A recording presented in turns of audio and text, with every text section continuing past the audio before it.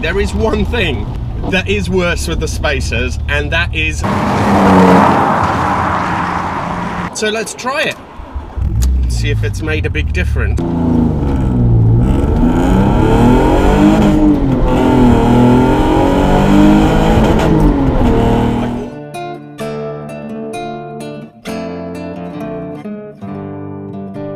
He was banging cocktail waitresses 2 at a time.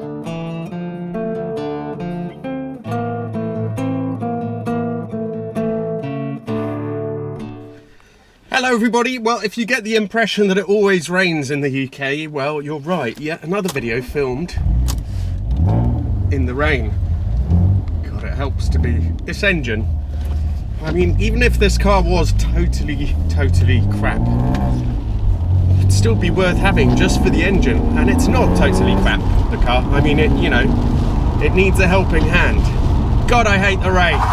For those of you that haven't seen the other videos, this is the story of a really passionate middle-aged idiot who had an M135i, loved his cars, and found it just a little bit lacking, a little bit dull, unless driven at absolutely 11/10ths.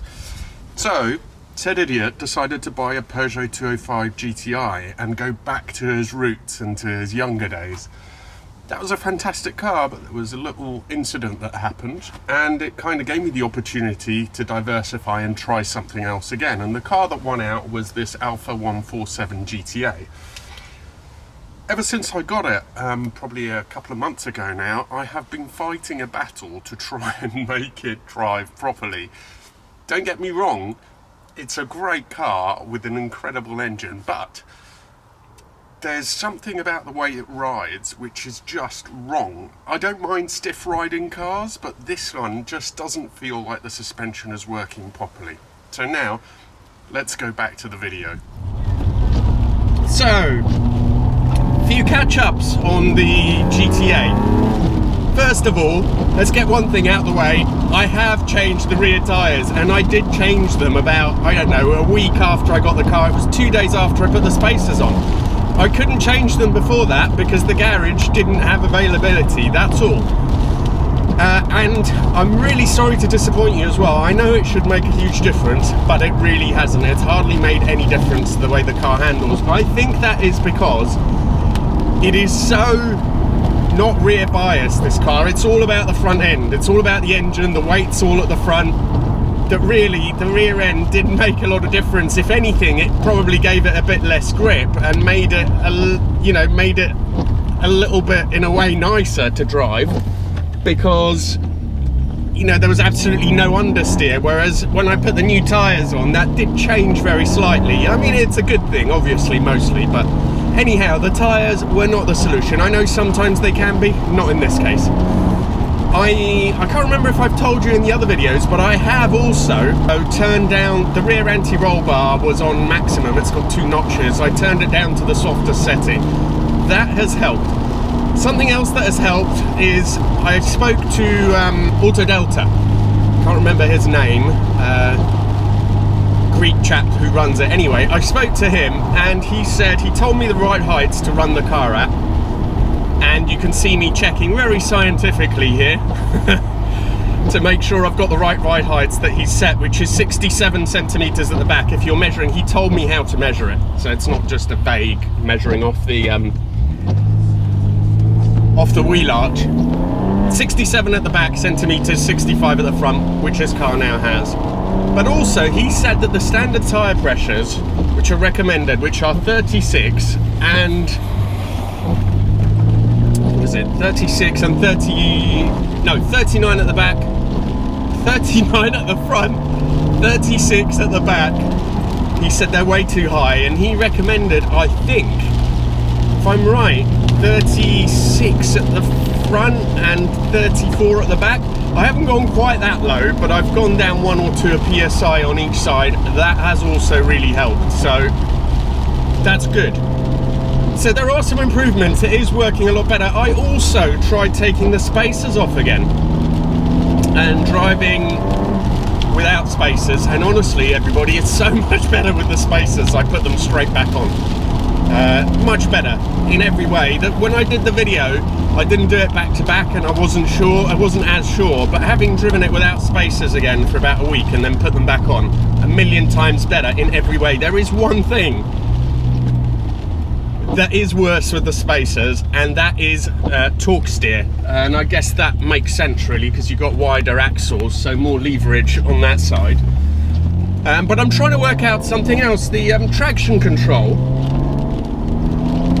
I have a feeling, now obviously it was designed to run this car without the limited slip diff, and I'm trying to play around with it, but to me it seems to feel better without traction control and to have less torque steer. I'm not sure if the traction control gets confused, starts doing whatever it's doing, and that makes the torque steer worse, but certainly when I switch it off it seems to run better.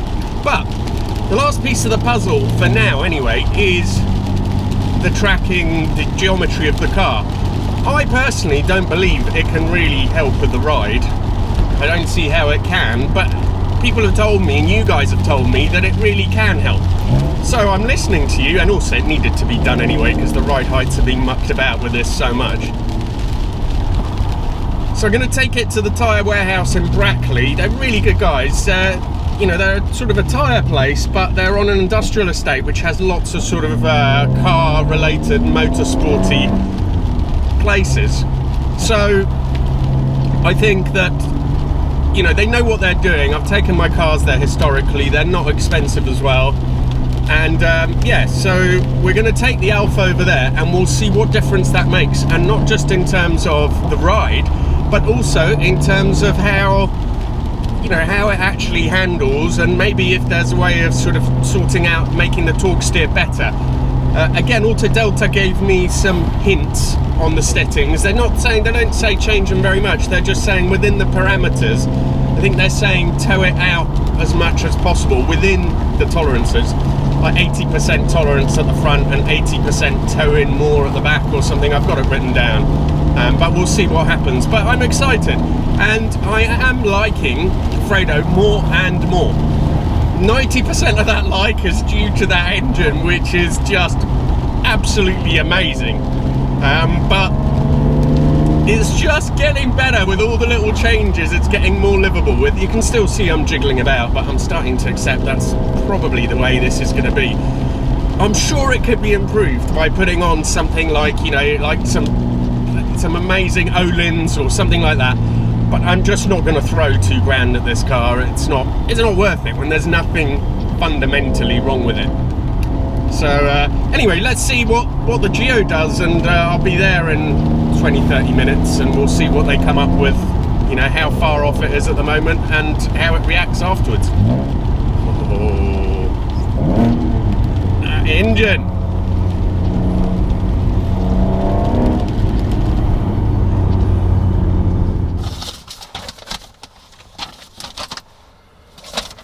Right everybody, so it's only tow in, tow out that you can adjust on these, and I don't know, you can see here the before and after, but essentially it's kind of, it was towing in slightly, it's now towing out slightly, which is closer to factory spec, and at the back similarly it's sort of towing in. He couldn't quite get it right because one of the adjusters was seized, but pretty close, and sort of happy enough with that. So let's try it, see if it's made a big difference.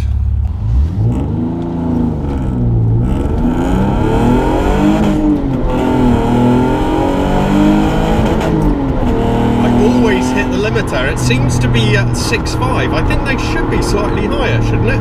It's just so revvy. Fucking amazing. So one other thing that I was going to say to you all is that the two things,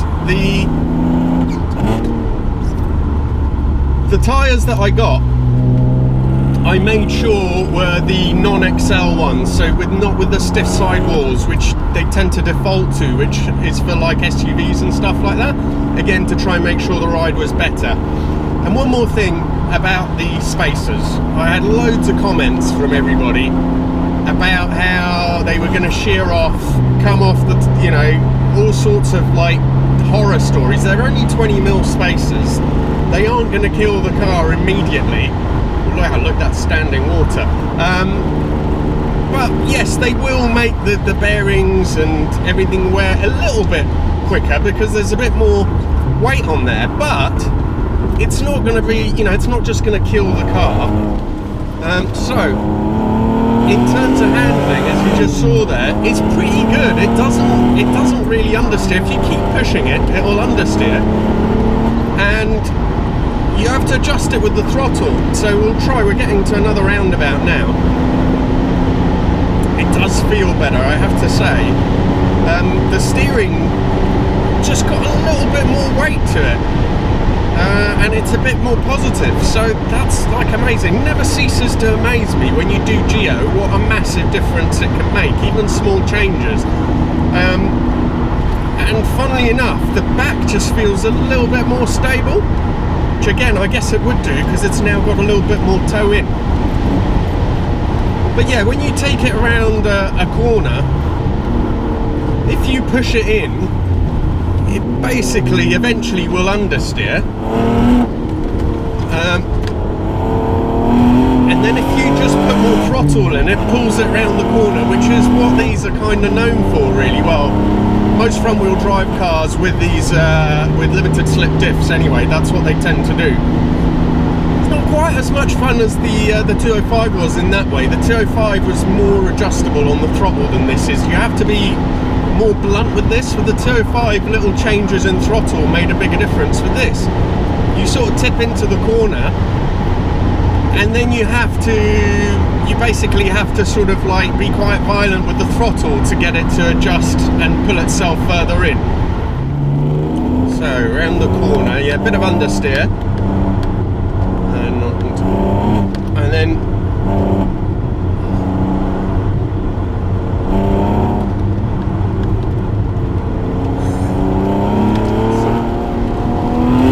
pull it and it pulls it in. It's nice. Ah, thank God we've got a bit more rain. Everybody, thank you as always for watching, much appreciated. Please do subscribe to the channel if you haven't, and please do follow me on Instagram. It's the best way if you want to get in touch with me, is to use the Instagram Messenger. Hope you have a wonderful weekend and see you for the next video.